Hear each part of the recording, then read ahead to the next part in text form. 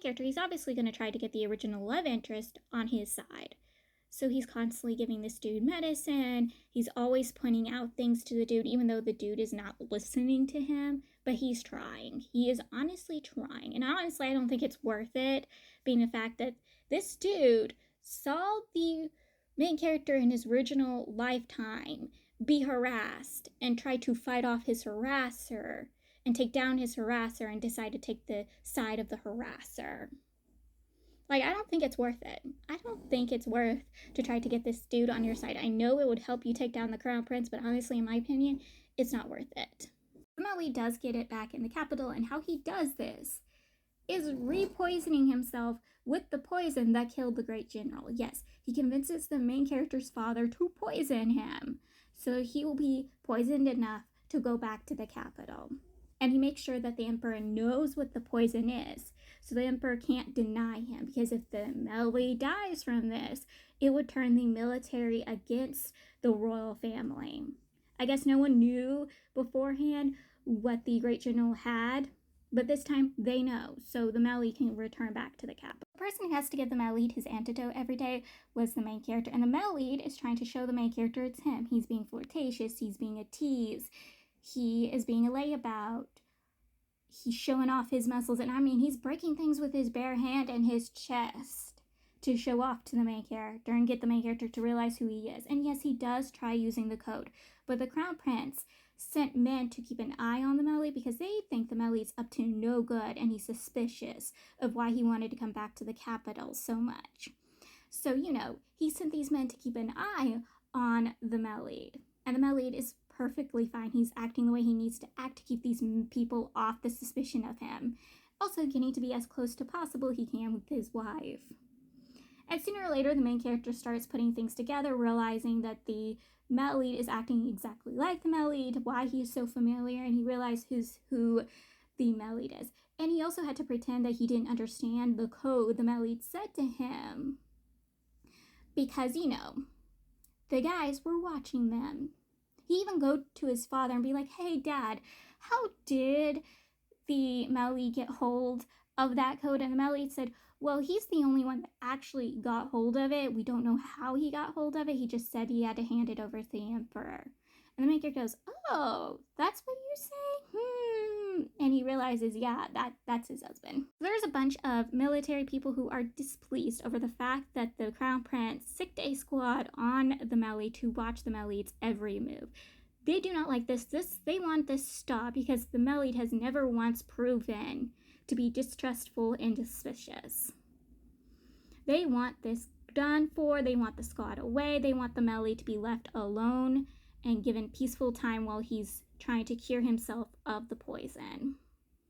They have it at a huge meeting, and the main character gave them advice of how they should speak during this meeting against the ministers. They also start sending missives to the Crown Prince, wanting to see the Crown Prince because he's refusing to see them. And they're barging his doors. Like, they're standing outside his doors trying to get him to see them. Like, they're not going to stop until he allows the squad to be leaving the Melly alone. One of the main character's jealous co-workers sabotaged the time the main character was supposed to see the Melly for his first antidote to try to keep the main character from doing his job and get the main character removed from that position or doing that specific job. Except it fails because neither one of them can prove who's telling the truth. And then he witnesses the main character taking care of the original love interest, and he berates and tells this main character can't do that. He can't allow this person in this room, and the main character shouldn't even be in here just because the main character has possession from the Crown Prince, and specifically the Emperor. And the main character is like, fine, okay, I won't take care of this person. And the main character uses his little buddy and the Imperial Physician to inform the Crown Prince of what this dude did. And this dude is thrown out of the Imperial Physician. And the main character's like, finally got rid of that dude. So the medicine the main character was trying to provide to the original love interest during the time they were coached by the jealous coworker was medicine for the dude's backside. Because the Crown Prince and him are already sleeping together. They're already rolling in the sheets. And so the main character was trying to provide him medicine because he was badly injured by the Crown Prince. for their little movements in the bedroom. Even though the male lead warns the main character's father not to do anything, the dude does speak up when they're trying to figure out what to do about the Emperor's migraines. The Emperor has had horrible, vile migraines, and one of the ideas is to use goo worms. And this is put down by the Crown Prince, and he is revoked of his position. He's basically not allowed to take care of patients anymore. The main job of a physician is to take care of patients, and he's not allowed to do that anymore. He's kind of happy about this because he gets to spend more time with his wife and youngest child, but it's still awful that he lost his position just because of his connection to the male lead. Like, the Crown Prince is a tyrant. And everyone is also noting this. He's just Crown Prince. He's taking over his father's duties because of his father's sickness. But he's acting like already a tyrant. Also, do not remember how the male lead was able to get the squad off watching him all the time. I don't remember, but sooner or later, the squad is not assigned to watch him all the time. He's free to do whatever he wants now. The main character takes the same information his father tried passing on to cure the Emperor's illness. He takes it to the Imperial head physician. De-announces the main character. Him and the main character doesn't really have a great relationship because he doesn't like how the main character got his position. But he's not going to go out of his way to really do anything to the main character like the main character's other co-workers. It's typically that jealous co-worker.